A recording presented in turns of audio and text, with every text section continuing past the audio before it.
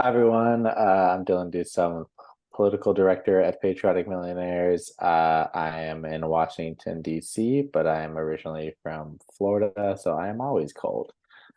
Great to see you all. And Adam, do you need to introduce anyone else before we jump in? Are we ready to go? No, I think we can get started if you want. Perfect. All right, let me walk through my technical difficulties here.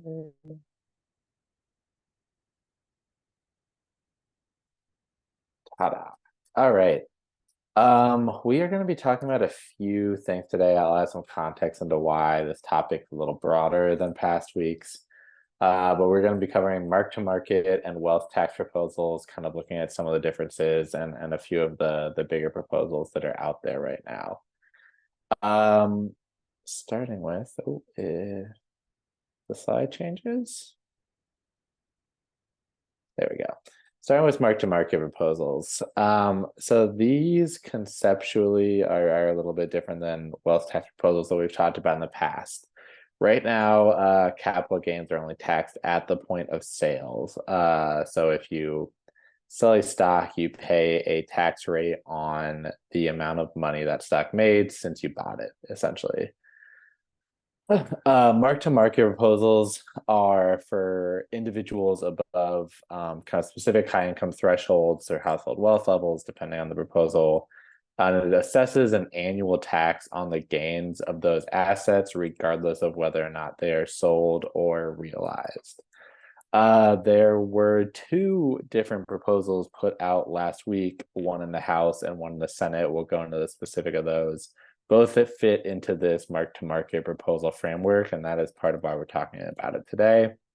They exist to kind of combat what is known as like a buy, borrow, die problem. In the follow-up materials, we'll be sure to send around a video of our chairman, Morris Pearl, who was just testifying to Senate Finance about this a couple weeks back. Essentially, what this is a way for wealthy individuals to kind of avoid paying taxes on the vast majority of their wealth indefinitely. So they buy up a lot of assets that are going to continue to gain in value. For liquid money, they borrow from banks, which create specialized, extremely low interest loans that are not available on the general marketplace for these people. They pay those loans and the very low interest rate instead of paying taxes while not declaring any income, sometimes because of the loans, even declaring negative income. So they're paying no taxes on that. And then when they die, they are able to pass along huge sums of this money essentially tax free. Thanks to the stepped up basis, a lot of the wealth actually completely disappears for tax purposes and the clock starts again on the gains. So if their heirs just sold the assets right away, they would essentially pay nothing. And gaping holes in the estate tax basically make up the rest. Uh, Wealth tax is slightly different. A wealth tax is an annual tax on all assets. This is regardless of gains or loss. The proposals tend to have much lower rates than mark-to-market proposals, but they're assessed on total household assets instead of just annual gains on certain types of certain assets. So the billionaire's minimum income tax is the first of these mark-to-market proposals that was proposed last week. This is actually the second time this has been proposed, so if it feels familiar, that is why. It was initially brought up by President Biden in his budget last Congress. It was made into legislation by Rep. Steve Cohen and Don Beyer. It is a mark-to-market proposal to create an effective tax rate of 25% on the richest 0.01% of households. So this is households with wealth over $100 million. A tax is essentially assessed to bring their total tax rate on a combination of currently taxable income, so wage income essentially, plus the growth in assets to 25%. So it redefines what income means for these purposes, and it includes unrealized capital gains, right? It had some protections for family businesses and farms. The details are slightly complicated, but it basically creates a special designation where they can defer paying on the gains of those specific assets if they're illiquid, but any distribution they were to pay out of those would be taxed. And then the tax is treated as a prepayment for when the asset is sold. So when they eventually sell it, whatever they've paid on the gain so far is deducted from their total tax bill. So they're not getting double dinged on this. I am going to run you through some of the billionaire minimum income tax co-sponsors. We'll be sending this around so you can check for your boss, or not your boss, sorry, your member of Congress's name. Because as you can see, pretty good list of co-sponsors so far in the House. Okay, billionaire income tax. I know this has a very similar name, and that is unfortunate. This is a proposal put up in the Senate. It was draft legislation for many years, and it was recently introduced for the first time as formal legislation, I believe last Thursday. This is put up by Finance Committee Chair Ron Wyden. It's a very serious proposal. It impacts only America's roughly 700 billionaire families. They have to have a net worth of $1 billion and or $100 million per year in income over 3 consecutive years. This would apply the top capital gains rate, which is currently a total of about 23.8%, to unrealized gains on an annual basis. And then the illiquid assets can either be paid on estimated gains or can be deferred until sold, but if they do choose to defer, it will result in a interest charge, which will be the average yield of treasury bonds plus 1%. And then as opposed to the other proposal where the taxes paid kind of count against the taxes owed, this counts the taxes as basically a deduction in the value gain of that asset. So if you had an asset that made $100,000 and you paid 2,300, whatever, I can't do the math right now. You paid the taxes, they would deduct that from the value gain of the asset. This is why I was not an accountant. Apologies. Here are billionaires income tax co-sponsors. This is in the Senate, just for people's awareness. Okay, and then I'm going to go over a couple wealth tax proposals. The first is the Oligarch Act. We have done presentations on this before, but for those who missed, this is a wealth tax, so a tax on total household wealth, with 4 brackets that are basically set on multiples of median household wealth. So 2% for wealth between 1,000 and 10,000 times median household wealth, 4% on 10,000 and 100 times the median, 6% for 100,000 and 1,000,000 times the median, and then 8% for all wealth over 1,000,000 times median household wealth, which fluctuates between including 2 or 3 people at the moment, depending on how the stock market's doing that day. And then there is the ultra millionaire tax, made famous by Senator Elizabeth Warren in her presidential campaign, introduced in the House by Pramila Jayapal. This is a tax on the top 100,000 roughly households.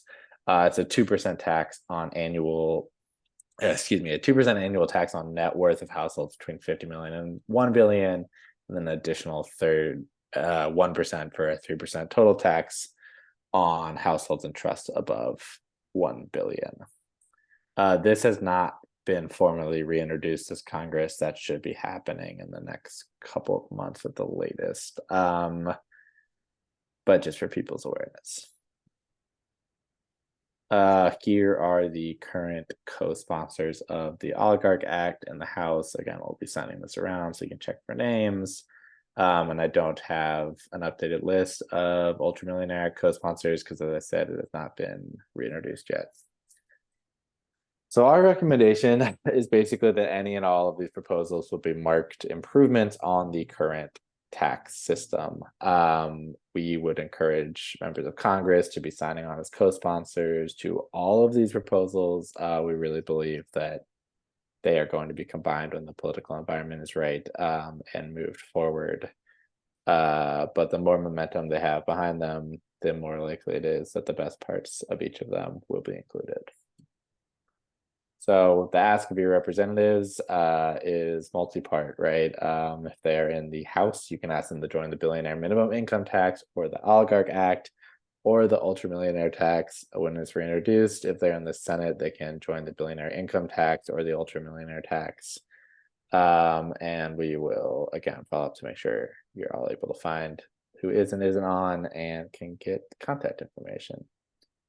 That was covering a bit, so I'm going to open the floor for questions and stop the share. Great.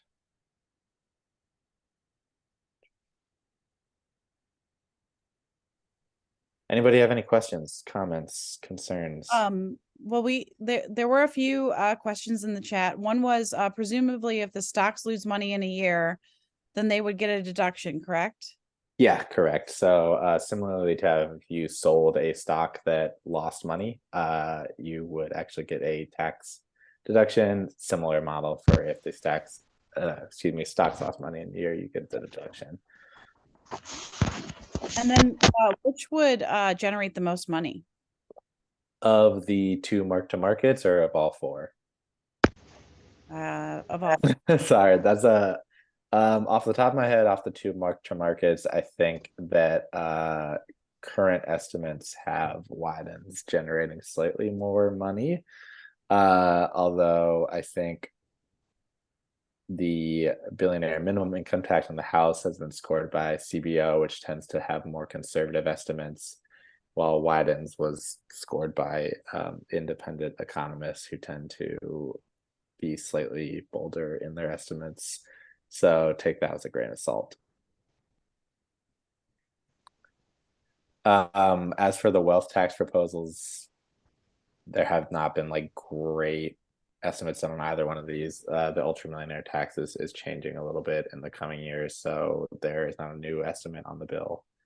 I can't remember off the top of my head what the old estimate was, but it was in the tens of or hundreds of billions.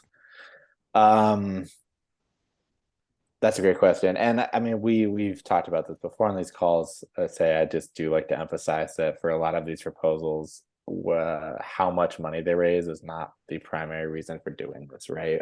We need to be constraining kind of extreme runaway inequality. The tax code is actually a pretty handy way to do that. And most importantly, if y'all are paying taxes on your income every year, so should billionaires. And I think that's a pretty reasonable ask.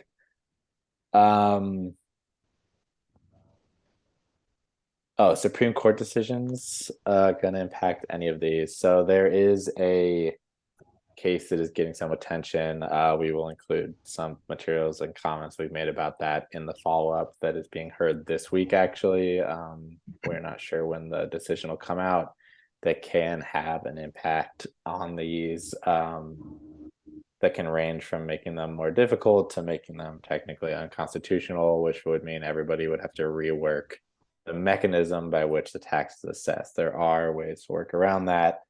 Our personal take is that the constitutionality of all these taxes is pretty strong and well established. That is a different question than will the current Supreme Court uphold them.